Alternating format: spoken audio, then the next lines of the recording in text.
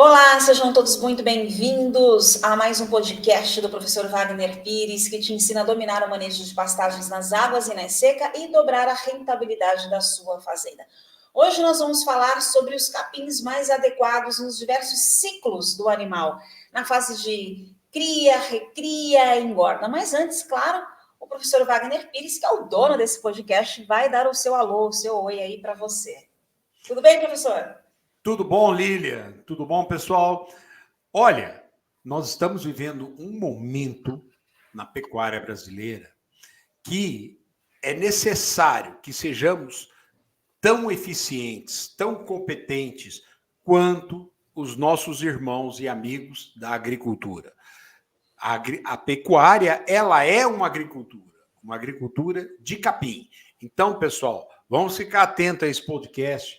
Por quê? Porque nós temos muita coisa para caminhar, desde o nascimento até o momento de mandar o nosso animal para o frigorífico. E temos que nos preparar para isso. Vamos conversar? Bora lá!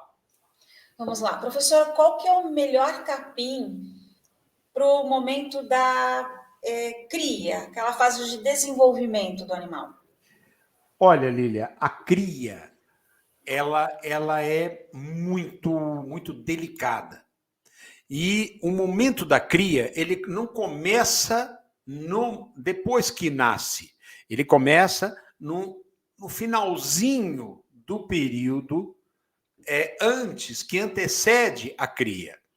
Quando a vaca está se aproximando do período de parir o bezerro, essa vaca deve ser levada preferencialmente para um piquete próximo à casa do vaqueiro.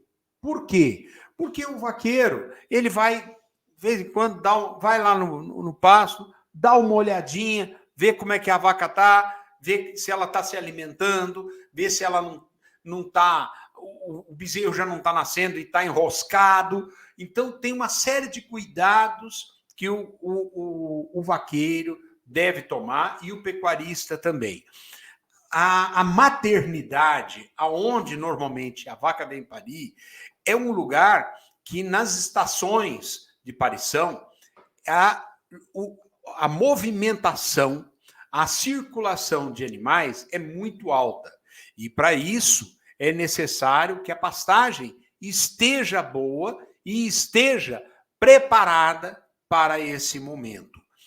Outra coisa, a qualidade nutricional do capim deve estar boa, porque será um momento em que a vaca vai precisar de muita energia para expelir, para forçar a saída do bezerro. Então, a vaca tem que estar bem nutrida, bem alimentada e tranquila. Então, esse tipo de pasto, normalmente, ele deve ser preparado para esse momento. Após a aparição, Lília, aí os cuidados são redobrados. Por quê? A gente tem que ficar atento às vacas, como é que ela está, se ela está amamentando o bezerro. Nós temos que ficar atentos aos urubus, aos pássaros que às vezes vêm, gavião, que vêm para querer comer a placenta da vaca. E muitas vezes eles podem até começar a bicar o bezerrinho e levar o bezerrinho à morte. Então, tem que se ficar de olho em relação a esses animais predadores que podem interferir na vida e na qualidade do bezerro.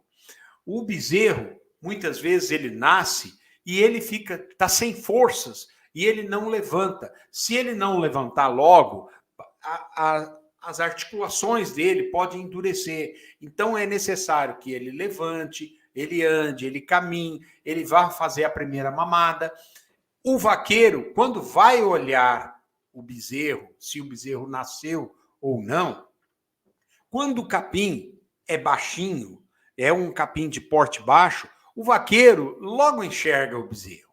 O problema é aquelas gramíneas de porte mais alto, como, por exemplo, um mombaça, um tanzânia, um zuri. Esses capins, um miyagi, são capins muito muito taludos e muito altos, muito mais altos do que o próprio bezerrinho quando está deitado. Então, o vaqueiro terá dificuldade de localizar o bezerro.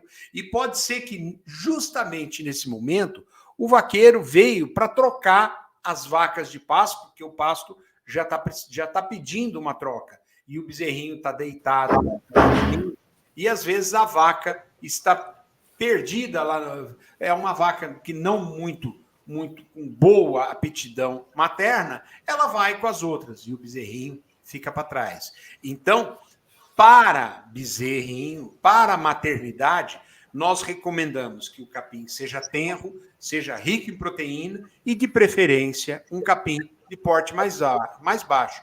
Aí entra um Tifton, um cross-cross, uma estrela, pode entrar também um Maasai, pode entrar uma braquiária umidícola, uma braquiária dictioneura. Tem várias gramíneas que a gente pode usar, mas sempre gramíneas de porte baixo. Então, isso é muito importante, é fundamental para a gente visualizar o bezerrinho e fazer os devidos tratos nesse bezerro, com esse bezerro. Quer dizer, então, que tem vaca que é mãe desnaturada, professor? Tem sim, Miriam. E, olha, é um dos fatores muito importantes de seleção, porque quando o bezerro chega na fase final de amamentação, esse bezerro tem que estar muito forte, sadio. E se o bezerro não estiver, pode ser indício de que a vaca não é boa de leite para aquele bezerro. E tem vaca que ela rejeita o bezerrinho. Aí a gente tem que botar o bezerro junto com outra vaca e outro bezerrinho. E ela vai cuidar dos dois. É uma mãe de leite. Então, aquela vaca que ela rejeitou o bezerro, ela não é uma boa mãe. E, consequentemente, ela será descartada. Viu só? E veja só, né, professor? Às vezes está lá num capim que fica maior, aí não acha o bezerrinho, e conforme ele vai crescendo, permanece o mesmo tipo de capim ou tem um capim diferente para a segunda fase do ciclo, que é a recria? Olha, quando ele. O período de amamentação do bezerro, ele leva em torno de 6 a 7 meses.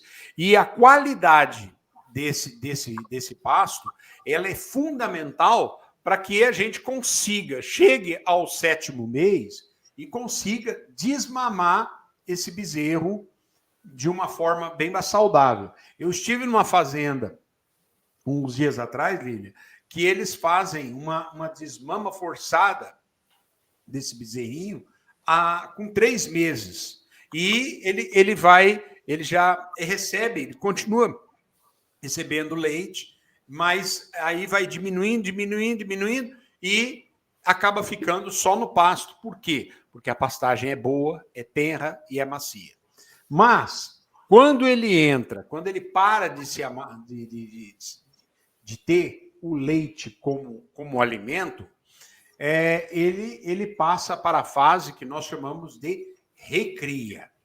É na recria, Lília, que nós temos a maior conversão alimentar do animal, do bovino, tá? Temos uma grande conversão alimentar. Ou seja, tudo o que ele come converte e vira comida, vira peso, tá? Então, nessa fase, é importante que a gente tenha um capim que ele rapidamente rebrote, rapidamente ele volte à altura de pastejo. Então, tem que ser um capim muito rápido, muito dinâmico, muito produtivo. E aí, as braquiárias são inevitáveis, tá? São muito importantes as braquiárias. Então, na recria, normalmente, a gente pode usar uma braquiária brisanta marandu, podemos usar um piatã, podemos usar um paiaguás, um charaés. Então, tem vários materiais aí, as braquiárias híbridas, a gente tem muito material aí que a gente pode usar e que vai dar uma boa rebrota, um bom crescimento e uma boa qualidade nutricional. Nessa fase de recria é aonde o pecuarista tem que estar mais atento e pesar os animais periodicamente e ir calculando o GMD do animal, para que ele ganhe peso o mais rápido possível para chegar ao final, à fase de acabamento. A gente já vai entrar na fase de engorda para saber qual que é o melhor capim nesse período, mas antes quero te lembrar que o professor Wagner Pires vai relançar o workshop de pastagem, que ele lança somente algumas vezes por ano. E será em agosto, a gente não tem uma data certa ainda, por isso que é importante que você continue acompanhando ele nas redes sociais, seja aqui pelo YouTube, seja no Instagram dele, que é Wagner Pires Professor, lembrando que Wagner é com W e o G é mudo, né? Não tem o I, é Wagner com G mudo. Lembrando que é importante que você siga o canal do professor Wagner Pires aqui no YouTube, deixe seu joinha, tá? Deixa o joinha, gente, porque o YouTube entende que é um conteúdo bom e vai entregar para mais pessoas. E clique no sininho também, comece a seguir o professor e clique no sininho, porque toda vez que ele tiver um conteúdo novo, YouTube te avisa, ó, tem um conteúdo novo aqui do professor Wagner Pires, e aí você não perde nada e não perde principalmente o workshop que a gente vai anunciar aqui nas redes sociais dele, tá bom? Lembrando que é 100% gratuito, você não paga nada, é zero custo. Você só tem de aprender como dominar o manejo de pastagens nas águas e na seca e ainda por cima dobrar a rentabilidade da sua fazenda. Voltando para o tema de hoje, que é sobre os melhores capins nos 3 ciclos do animal, seja na fase de cria, recria e engorda. Professor, agora tá lá, chegou na fase da engorda, né? Você disse que recria é o período que o animal tem mais ganho, se desenvolve ainda mais, e por isso que ele precisa ali de um capim reforçado ali. Mas na fase de engorda parece que chega ali num platô, né? É mais difícil esse período, né? Como é que funciona? Muito mais, Lília.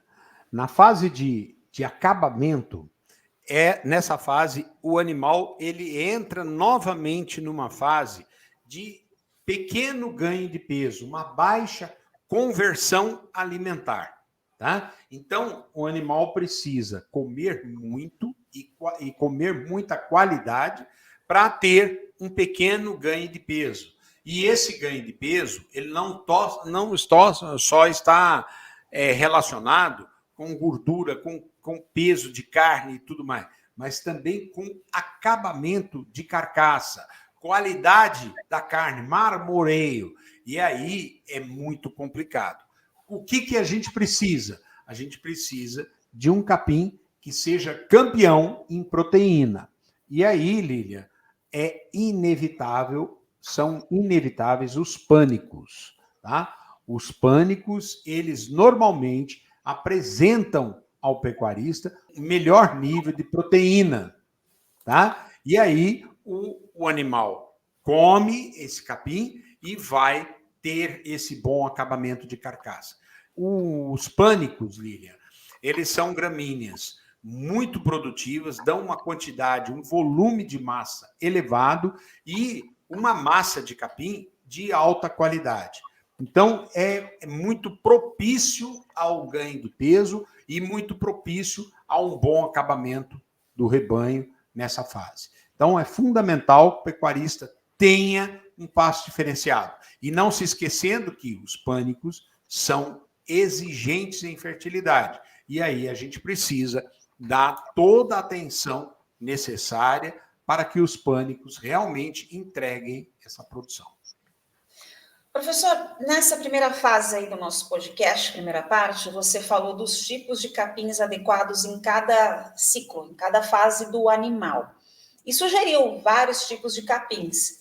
Só que é preciso levar em conta, quem está nos assistindo agora, não só o ciclo do animal, bem como a região, topografia, clima, é isso? É isso mesmo, Lívia. Pecuarista, ele tem que deixar de fazer monocultura de capim.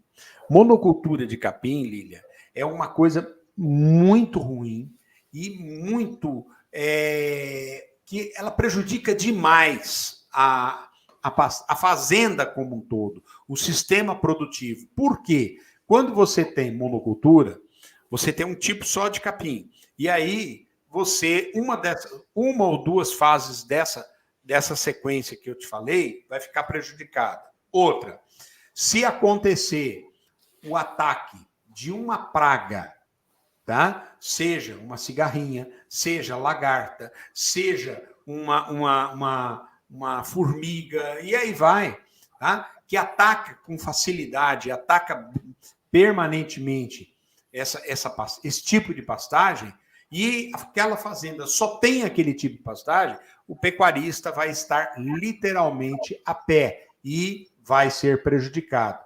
Nós temos um exemplo muito gritante disso aí, é o fato da cigarrinha marra-narva no norte do Brasil. A cigarrinha marra-narva, ela tem uma grande aceitação pelas braquiárias, tá? E também regiões que chove muito. Então, quando você chega no norte do Brasil, ela encontra chuva e braquiária. Aí, minha filha, ela nada de braçada. Por isso é que nós tivemos grandes infestações e isso levaram a muito prejuízo por parte do pecuarista. Agora é a vez das lagartas, que estão atacando sucessivamente e intensamente as pastagens. Então, diversificação também evita pragas e doenças na fazenda. Outro ponto importante, uma fazenda, normalmente, ela não é toda ela fértil e toda ela fraca. Então, assim, você tem, às vezes, áreas mais férteis e áreas menos férteis. Nas áreas mais férteis, vamos trabalhar com capim mais exigente, mais produtivo. Nas áreas menos férteis, podemos trabalhar com um capim mais rústico e tolerante à baixa fertilidade. Nós temos na fazenda, às vezes, topografias diferentes. Então, é fundamental que a gente tenha gramíneas que fecham, protegem bem o solo na encosta de um morro. Nas áreas planas, todo capim vai bem.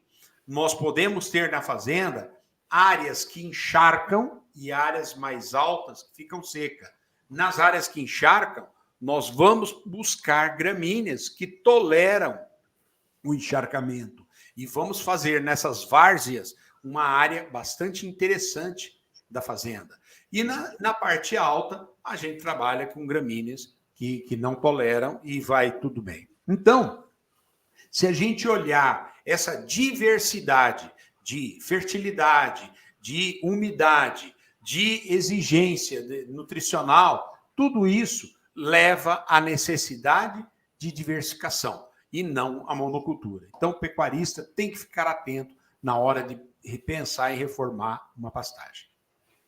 Professor, muitos dos seus seguidores são pessoas até que nem se tornaram pecuaristas ainda. Você costuma ter alunos, eu sei porque eu acompanho muito o seu trabalho, que nem compraram a fazenda e já estão fazendo o curso, que eu acho maravilhoso, né? Ou seja, está à frente daquele pecuarista que já tem a fazenda e não busca o conhecimento, a pessoa nem teve ainda, nem herdou ainda, e ela já está se preparando para isso. Então, vamos esclarecer para essa pessoa a diferença entre diversificação e mistura de capim, porque, veja se eu estou correta, a pessoa pode ter uma monocultura e ter mistura de capim ali e achar que está diversificando, não é? O que acontece? Diversificação de capim é você trabalhar na fazenda com 3, com 4 ou até mais tipos de capim. Aí o que você vai fazer? Você vai eleger um setor da fazenda que é propício àquela gramínea e vai trabalhar com aquela gramínea ali. A gente deve ficar evitando, Lília, toda hora trocar o gado de capim. Um capim mais palatável para um capim menos palatável. Aí o gado estranha. Então, o gado tem que passar, às vezes, 60, 90 dias no mesmo capim. Depois, quando ele está mudando, às vezes, de fase, eu ponho ele em outro tipo de capim. Então, as mudanças, elas não devem acontecer com frequência, e sim com a necessidade. O que o pecuarista deve ficar atento? Isso tudo que eu estou falando não é mistura de capim. Você misturar capim, isso não é diversidade. Tem muita gente por aí afora misturando umidícula com braquiarão, umidícula com mombaça, umidícula com decumbis, umidícula com MG5. Isso está errado.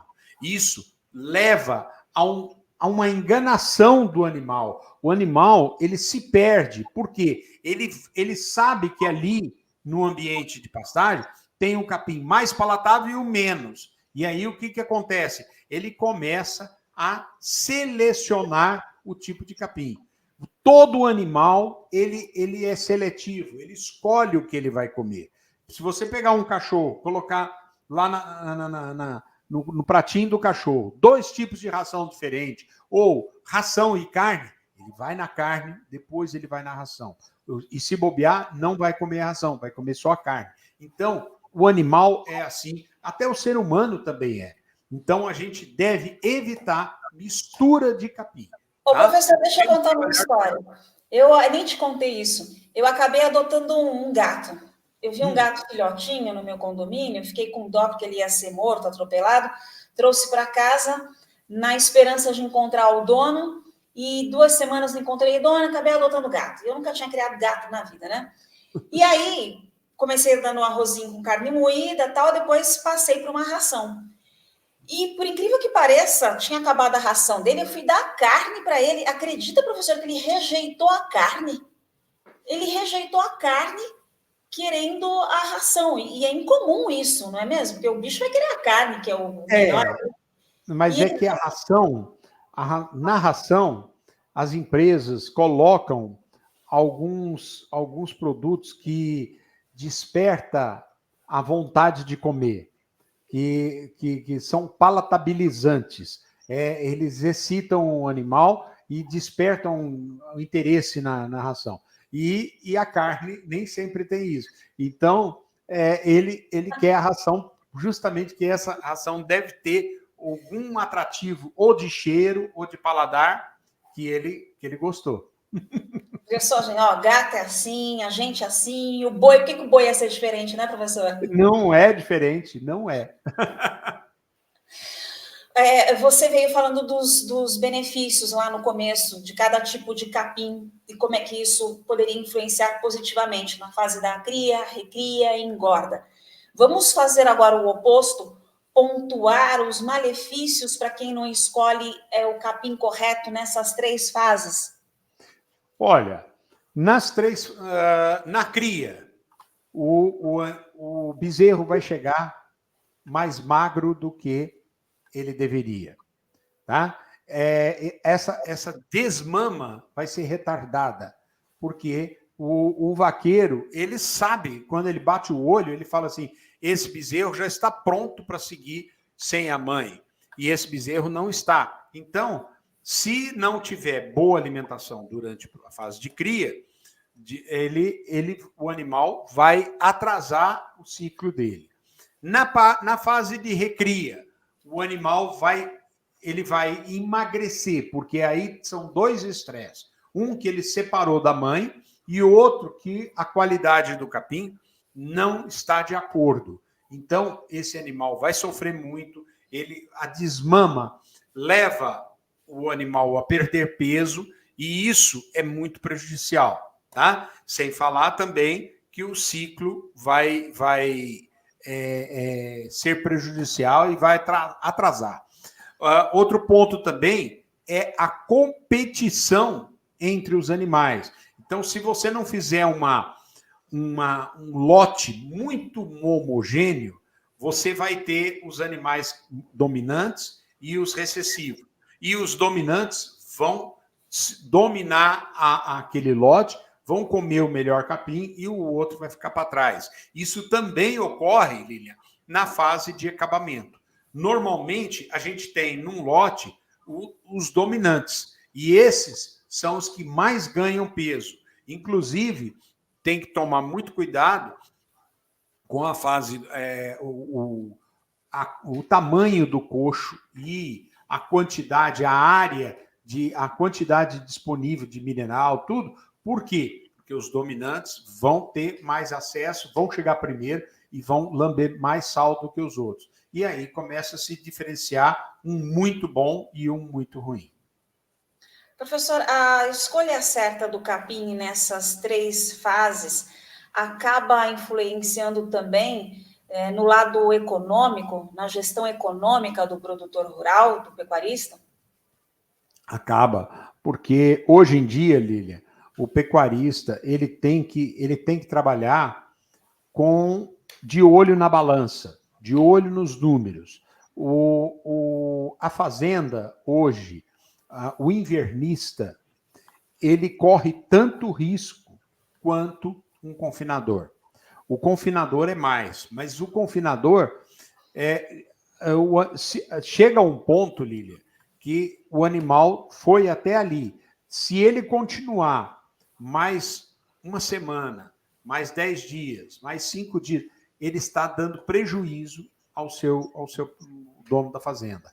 Então, aquele animal tem que realmente seguir a curva e estar pronto naquele exato momento e sair. Isso que é o correto e isso que dá remuneração.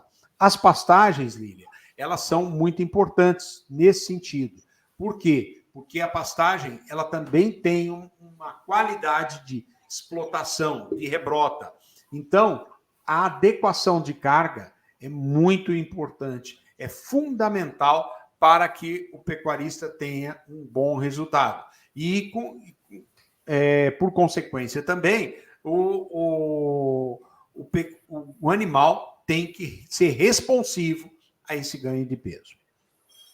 Professor, tem alguma coisa que a gente não tenha abordado em relação à escolha correta dos capins nesses 3 ciclos de cria, recria e engorda que o senhor gostaria de complementar? Tem. Eu gostaria de alertar o pecuarista o quê? É fundamental que você experimente as novas gramíneas. Por quê?